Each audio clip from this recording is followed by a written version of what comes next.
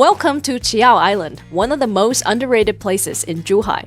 In just one day, I walked through the 1,000-year-old Baishi Street, found a secret dolphin rescue center, hiked through one of the most beautiful mangrove forests in southern China, and ended the day eating some of the most amazing food. In today's video, I am taking you through the perfect one-day itinerary, no bluff, just the best spots you don't want to miss out.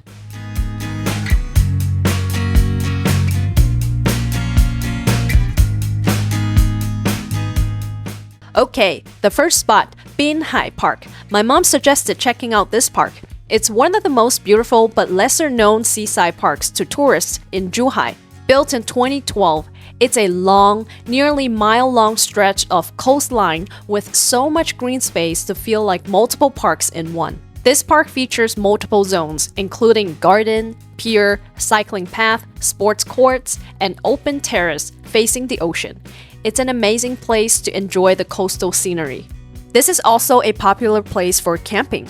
Visitors are allowed to set up tents and enjoy picnics on the open lawns. However, overnight camping and open flames or barbecues aren't permitted. This path you are seeing right now is part of the Lovers North Road in the Tangjiawan area. Nothing feels better than taking a stroll by the ocean on a breezy day. If you don't want to walk, you can also rent one of these sightseeing car or bike for $4 to $8 for half an hour. This long hallway is for seasonal events like the Lawn Food Festival, where there will be picnics, live music, and food vendors. I don't know when these events happen, most likely in summertime. We were here in early March and it was dead quiet. Overall, it's a versatile seaside park where people can relax, stay active, and experience Zhuhai's coastal lifestyle.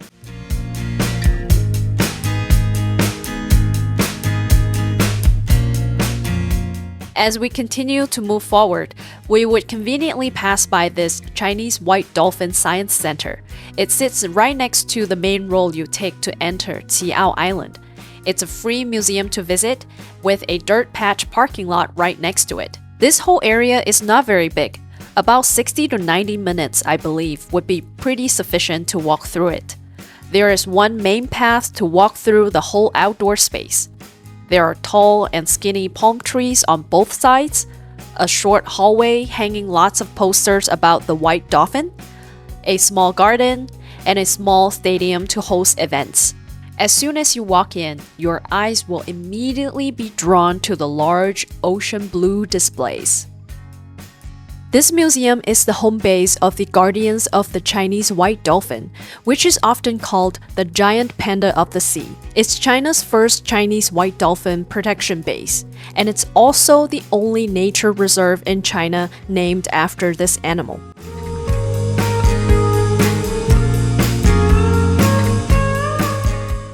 At the entrance of the center, you'll see some massive whale skeletons. Whales evolved from land-dwelling mammals that gradually transitioned to an aquatic lifestyle over millions of years. Look at their tiny front limbs, and at the back, full 5-toed feet. You'll see 3 huge sea water pools. These pools are a rescue center for the injured Chinese white dolphins, or other animals like whales. This rescue center covers 1,700 square meters. It's kept at a steady temperature and humidity to match the need of the sea animals. But right now, there's only this one sea turtle receiving care here. Fun fact, the Chinese white dolphin is typically dark gray when it's young, and the body color becomes lighter with age. The adult is pure white, but it often becomes pink when it swims due to blood congestion under the epidermis. Thanks to the rich waters of the Pearl River estuary, where fresh and salt water mix, the area supports abundant biodiversity and provides an ideal habitat for species like the Chinese white dolphin, a variety of fish, and birds.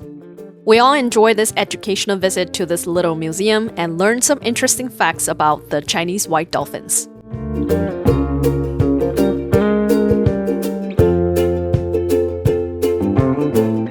Moving on, you'll pass by another park called Nanmangwan Park.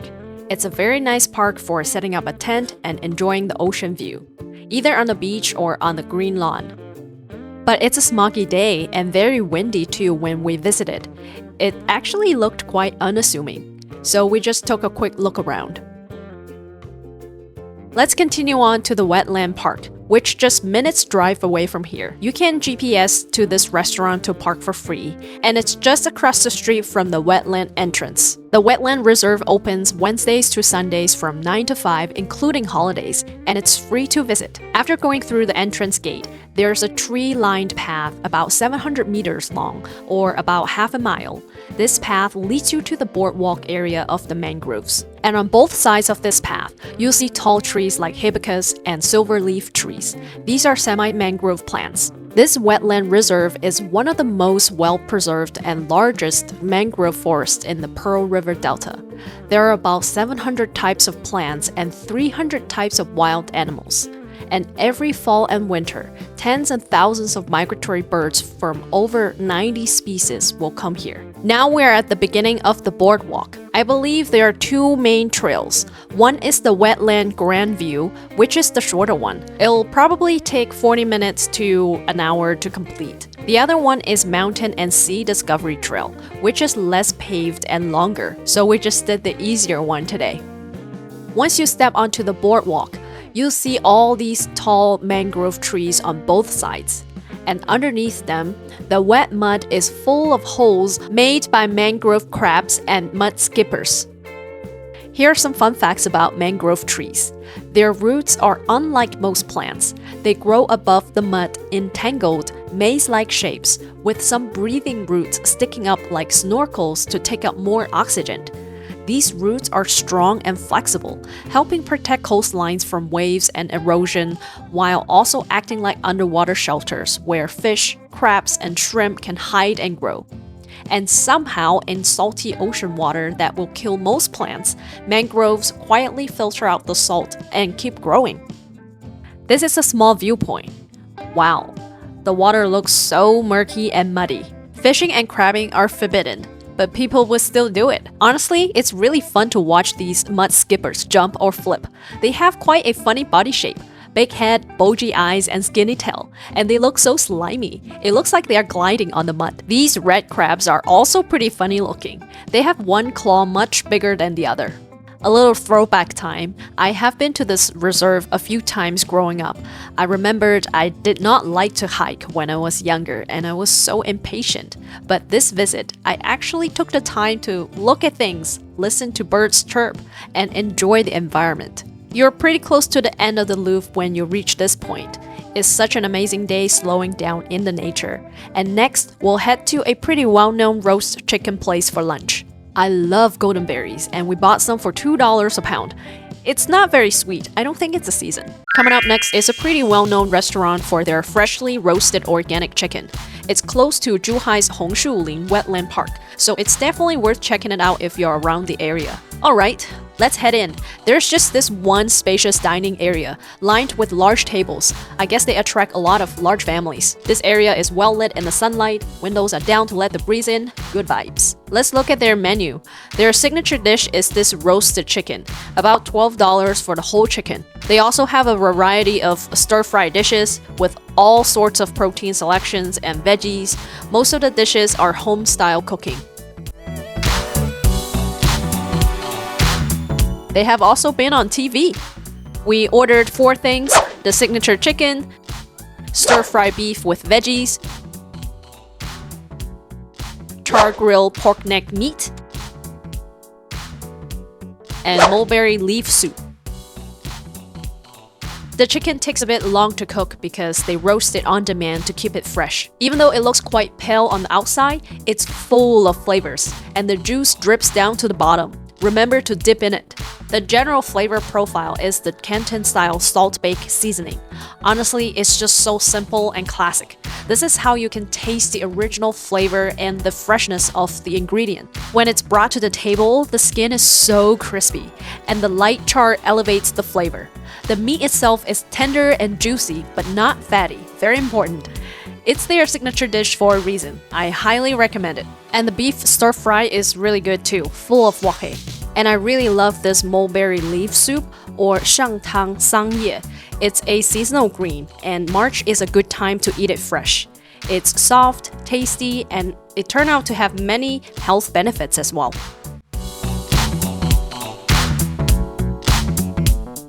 The pork neck meat is grilled to perfection. It's full of charcoal grill fragrance. The outside layer is crispy and it's still soft enough. Sometimes they grill it too much and it tastes like jerky. We love every dish we ordered, and we even have an extra roasted chicken to go.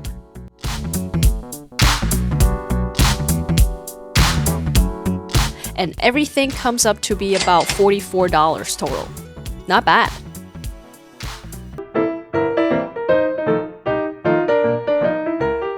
After lunch, we explored Qi'ao Village, a small island packed with history and culture. Despite its size, it's home to over a dozen temples from the Song Dynasty, the granite-paved Baishi Street, Tianhou Temple, an old coastal fort from battles against the British, and the former home of Su Zhaozheng. Here, you'll find charming, almost magical vacation homes tucked between historic lanes, and many of these century-old houses have been thoughtfully restored into cozy Airbnbs.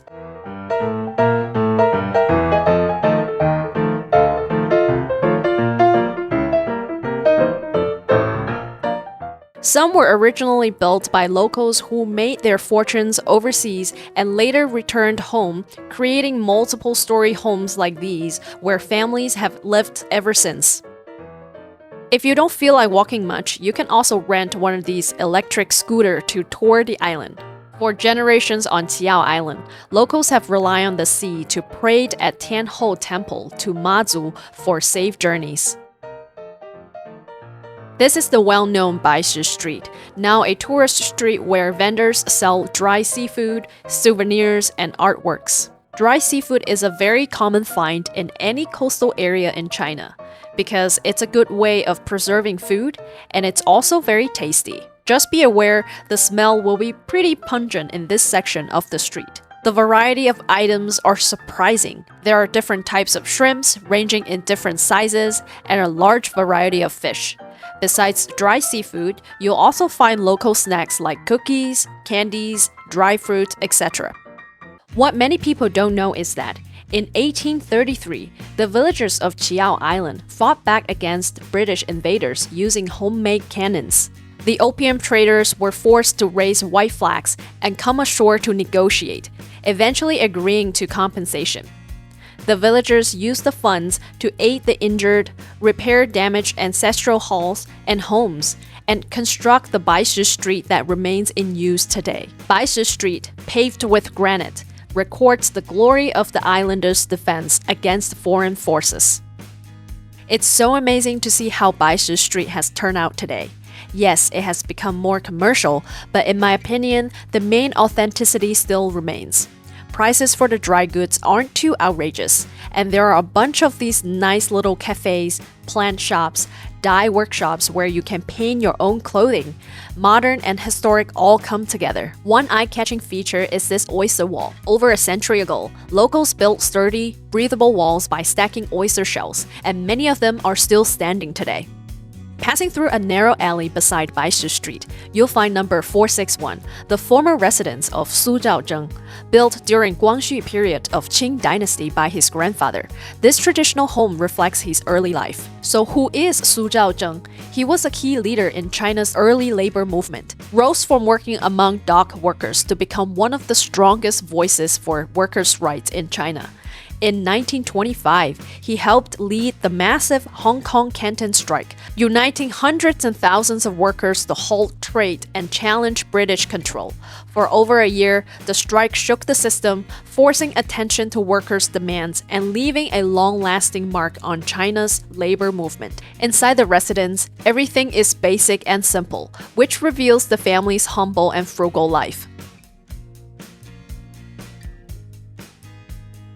After coming out of Su's residence, you'll enter Qi'ao Island Square, which is the main hub to host activities and events for the local villagers.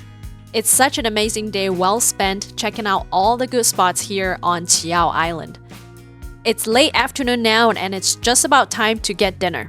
To spill a little secret, I actually came here 2 times on a different day because the first time we came, the mangrove reserve was closed. But this itinerary would be a perfect day trip on Qi'ao Island. Now let's go get dinner. Coming up next is a northeastern style restaurant. My first impression about northeastern food is that the portion is huge. Let's see if it's true for this place. I like the interior design of this place. Everywhere is full of Chinese elements, and the wooden separator for each booth, the bamboo lantern, and the wood carving pattern and painting. And there's even a miniature Chinese garden landscape outside. So poetic and meditative. This is the booth we picked. And you could probably seat 8 people in here. Let's look at their menu, and they have a great variety of selections.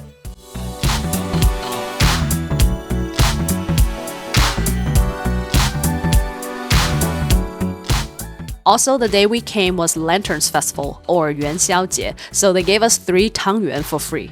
Alright, here's the real deal. Just look at this. We got 3 things. Braised chicken pot, beef tongue, and braised beef shank wrap. The braised chicken and mushroom pot, or 小鸡炖蘑菇, is a pretty classic northeastern dish. It's warm, flavorful, a soul dish for winter. Let's see what's in here. There are chicken, sweet potato starch noodle, black mushroom, and wood ear mushroom. Okay, and look at this pot. It's my wok size. We're worried that there would be too much left over. I am 100% a noodle person. I would slurp noodles all day long, and this noodle has soaked up all the essence from the hearty soup. I'm also a huge fan of different types of fungi because I love its crunch and the meaty texture, and they're also full of nutrients. The chicken is cooked to tenderness and soaked up all the good flavors from the soup. This is a beef tongue. I think it's braised first and then grilled. I haven't had a lot of beef tongue or any sort of tongue growing up, but gosh, this is so good. If well cooked, it's the softest texture you'll taste. It's very savory. You could taste the gentle smoky flavor and 5 spice. It's so good.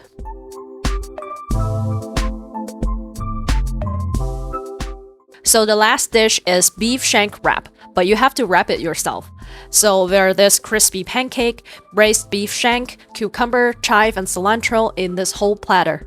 I guess this is the Chinese style burrito. So first step, lay your pancake, and then add the beef, and then the fresh garnish, and you'll have the most satisfying bite of the day. Later, we ordered another type of wrap, the soft shell one. This one is thin like paper, and you repeat the same steps. This wrap is actually easier to manipulate. I like the soft shell wrap better, mostly because it's so thin and I could taste more of the stuffing inside than just a mouthful of wrap. Anyone like me here? Which one do you prefer? Overall, we're really happy about this experience, and for all of these for 3 people, only cost $28. I think it's super affordable.